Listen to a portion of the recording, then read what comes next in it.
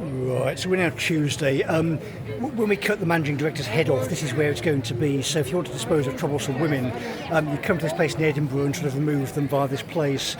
There is no other way to resolve the city based on the Leviathan Conference other than beheading her. So she's caused such a problem that the tendrils of her nonsense spread throughout the city of Birmingham into every crack of it. So it's specifically a woman problem, and she's done so much damage to the city, me, family, various other people, that there is no possible realistic legal solution that doesn't involve family payment being her head rolling down this sort of slope here. The reason you come to Scotland and pay for her to live locally and be you're a local man, I suppose you would say, is because you've got a castle next to you. For a couple of £900 you can live next to this thing and sort of wander down here every day. So if you want to actually resolve legal matters in Birmingham against people who are potentially very, very violent and dangerous, it's quite useful to have a local castle and sort of a ring of steel in sort of an arena where the average bureaucrat is causing the problem probably won't be heading normally, and if they think you've got a sword and an FPV drone, they're even less likely to come.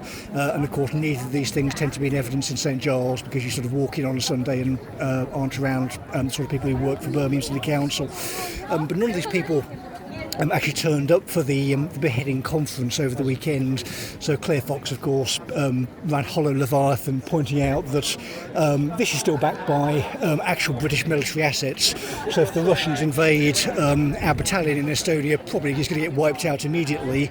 However, of course, NATO then steps in and says, well, one of our high-grade monkeys has been killed, now you all die. So the nuclear arsenal is potentially then involved in this kind of stuff as NATO fully intervenes. The problem we've now got is our NATO membership is potentially in doubt in a future sense because of our manufacturing capability.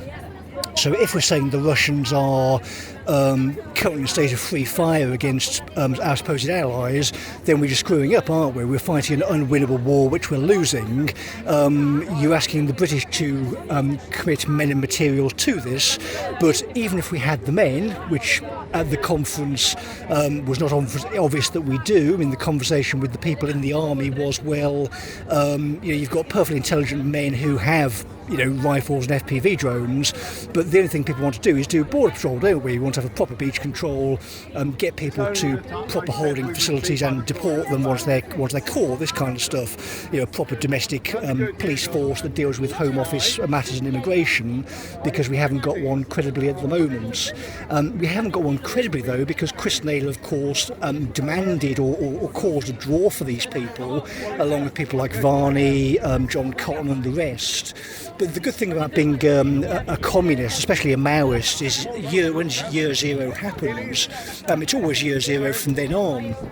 So the literature being promoted by John Cotton and his minions' two children effectively says, well, the Celts were never here, just come take it. And this is being pumped out by corporate communications of a £5 billion local authority to people's children in full view of the entire workforce. So everyone in the organisation could see that coming through their computer system, and it was then an Ash conformity experiment. Do you say something? And if so, what do you say? Well, given the security situation, the only thing to say is get out of the organisation. Get out of Birmingham, get out of the country, and do not ever return. Don't ever behave like that again on English soil. And what your work will do is we'll put this in schools, so we'll teach this to children in a comparative sense. So in the 97 till 2026, lots of hostile people gained access to Britain, started attacking us. The British worked out what the problem was, and there was a counterinsurgency via Birmingham. Lots of members of Birmingham Labour went to jail for a long time, were executed by the British, and therefore the British got the country restored into sensible order and pushed back out into Europe to help our European partners maintain stability. This all happened once the managing director got caught, etc., etc. Once again, we're here on a work day. None of these cretins are here. None of them were in London. None of them were to the west of Cambridge after the R-Day thing. They're all just hiding as the cultists thrash and wail and demand their equity in Birmingham. Now the conference has ended, again, it's a single point of failure. Anybody on planet Earth, can we please find the current managing director of Birmingham City Council and put a camera in her face and ask her any kind of question you like. But one question you may want to ask is, why is your police force Sovietised? So Elon Musk, the American who catches rockets on arms, has satellites in space, and the British can't really shoot them down. The problem we've got at the moment is West Midlands Police, so the people involved in civilian enforcement, are turning off communication via his communications platform.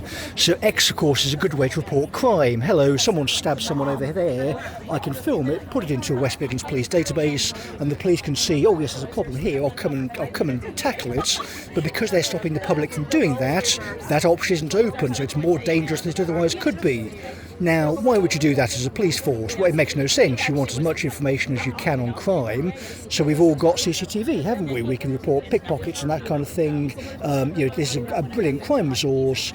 The reason, again, is because the local authority has been Sovietised by John Cotton. So to hang on to power, you had to go along with John Cotton. The ballot box was thought to be useless because they'd never lose power. Nothing would unseat their stronghold, their ultimate bastion. Now he's gone. He's just gone. So he's been thrown out legitimately via the electoral process. Now we can go in with police and interview him under caution. And the under caution process starts from, I just want to sue this guy under personal matters. It's fairly obvious why that would be. I mean, his cretins and incompetence has caused the deaths of a member of my family. Given what we've contributed to the city, it's far more than this cretinous little moron.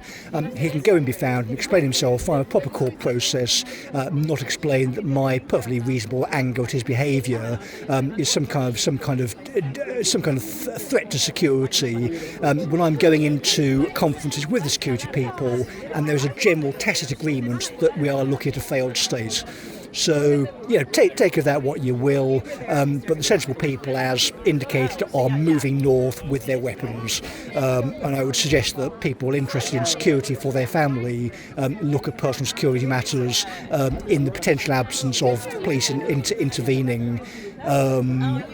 You've got members of my member of Parliament being kept out of buildings by people like Joanne Roney.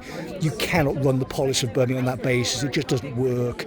There is no link between my MP and the King. So there we go. You've got a straightforward break between the ruler and the ruled. Therefore, the social contract is broken by default. So the comparison to the Hobbesian state of nature is now with us. Just by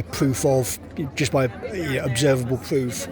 So we'll send that off into the nuclear defended servers again. The Brummies cannot destroy recordings sent from space.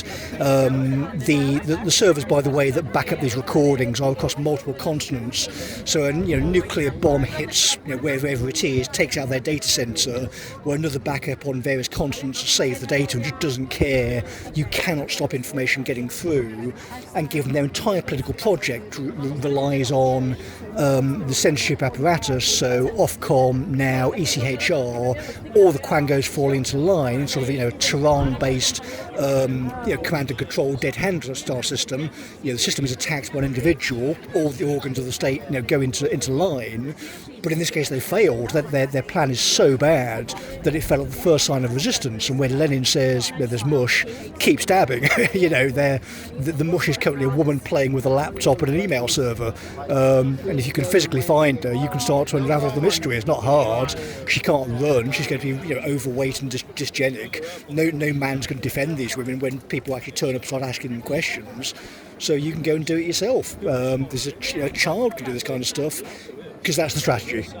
Right, so Emperor's New Clothes, you go up to this woman, point at her face and say, I don't think you're legitimate, can you explain some questions? And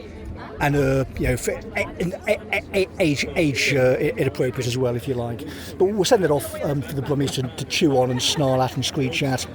If you can, please find the current managing director. We'd quite like a solicitor's referral in Scotland, please. And the reason for that is, basic human decency.